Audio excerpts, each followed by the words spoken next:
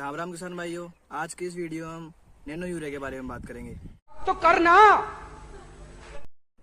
Nano urea क्या है, इसको खेत में डालने के क्या क्या फायदे हैं और कैसे इसका उपयोग करेंगे, सो आज सब कुछ इस वीडियो में जानें। तो चलिए शुरू करते हैं।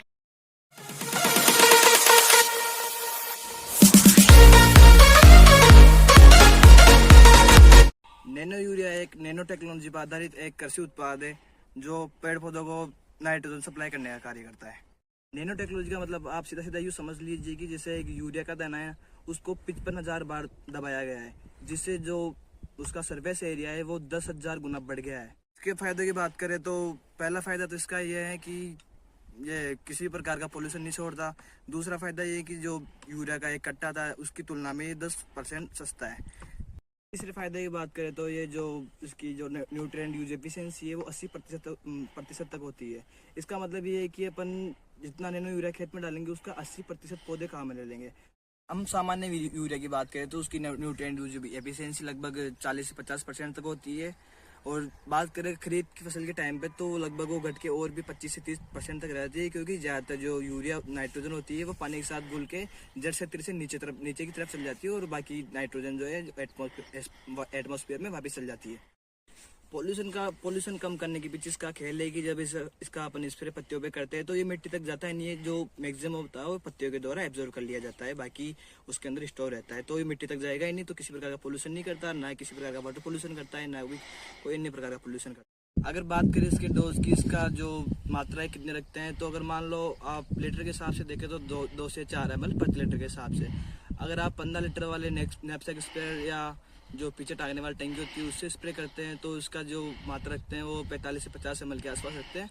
और अगर आप बड़े वाले जो ट्रैक्टर वाली टंकी आती है अगर उससे स्प्रे करते हैं तो उसमें 400 लीटर वाली टंकी में तो इसकी 3 बोतल सफिशियंट है।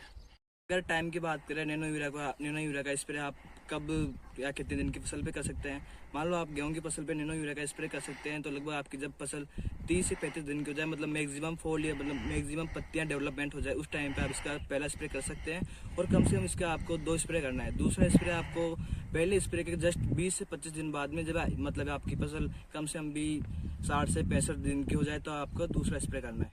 स्प्रे आपको सुबह और शाम के समय ही करना है। रबी की फसल के टाइम पे सुबह के समय ओस होती है, इसलिए आप सुबह के समय ना करके शाम के समय कर सकते हैं, क्योंकि ओस की वजह से सारा जो स्प्रे है वो धुल जाएगा।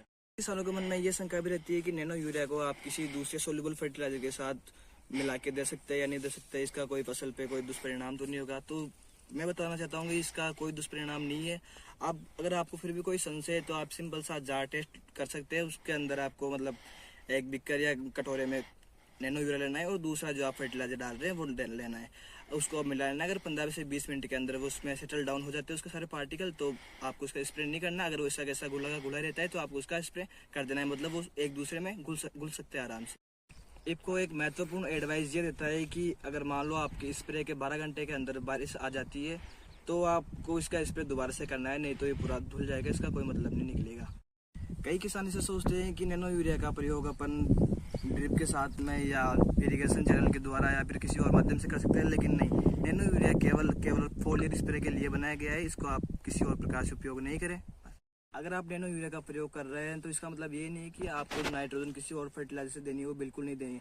आप जो बेसल डोज के अंदर जो नाइट्रोजन दे रहे हैं, चाहे वो आप डीएपी से दे रहे हो चाहे और किसी भी कॉम्प्लेक्स फर्टिलाइजर से दे रहे हो, तो आपको वो तो बेसल डोज के साथ में देनी है। आपको अवॉइड कौन सी करनी है, जो आप यूरिया दे रहे थे बाद में खड़ी फसल में ड्रॉप ड्रेसिंग के रूप में 2 बार 3 बार, तो आपको बिल्कुल अवॉइड करनी है। अगर आप नैनो यूरिया का प्रयोग कर रहे हैं तो इसका केवल 2 स्प्रे ही करने हैं आपको। तो अपन सिंचाई से पहले करें सिंचाई के बाद में करें, तो सीधी सी बात है कि खेत में थोड़ी बहुत नमी होनी चाहिए। जरूरी नहीं है कि आप सिंचाई से पहले करें या सिंचाई के बाद में करें, खेत में बस नमी की मात्रा प्रॉपर होनी चाहिए, ताकि नमी के साथ इसका नैनो यूरिया का एक इनडायरेक्टली संबंध रहता है। क्योंकि जब दिन के समय में पौधे अपने वाटर लॉस को रोकने के लिए जो नमी की मात्रा कम होती है तो अपने पर्णरंध्रों को बंद कर लेते हैं, तो नैनो यूरिया पत्ती के अंदर उसके पर्णरंध्रों के द्वारा ही एंटर करेगा। अगर पर्णरंध्र बंद हो जाएंगे तो नैनो यूरिया उसकी पत्ती में एंटर नहीं कर पाएगा। तो इस प्रकार का इसका इनडायरेक्टली संबंध रहता है। बात करते हैं कि नैनो यूरिया का प्रिंसिपल क्या है, ये किस प्रिंसिपल पे काम करता है। तो जब अपन इसका फोलियर स्प्रे करते हैं तो यह डायरेक्ट पत्तियों के स्टोमेटा द्वारा एब्जॉर्ब कर लिया जाता है, और जो एक्स्ट्रा जो नाइट्रोजन होती है उसको पत्ती अपनी कोशिका में जो वैक्यूल्स होती है रिक्ति का उसके अंदर स्टोर करके रख लेती है और धीरे धीरे काम में लेती रहती है, जिसकी वजह से ये जो पौधों को ये लगभग भी 14 या 15 दिन तक उपलब्ध होता रहता है। वैसे सामान्य जो यूरिया होता है वो केवल 7 से 8 दिन तक उपलब्ध होता है। इफको कहता है कि जो 500 ml की जो नैनो यूरिया की बोतल है वो 1 एकड़ यानी कि लगभग 4000 मीटर स्क्वायर एरिया के लिए सफिशियंट है। मतलब आपको 1 हेक्टेयर में अगर नैनो यूरिया का प्रयोग करना है तो उसके लिए आपको कम से कम 2.5 से 3 बोतल का स्प्रे करना पड़ेगा। आशा करता हूँ आपको वीडियो पसंद आया होगा। नहीं अगर वीडियो पसंद आए तो चैनल को सब्सक्राइब कीजिए, वीडियो को लाइक कीजिए और कमेंट करके जरूर बताइए। धन्यवाद।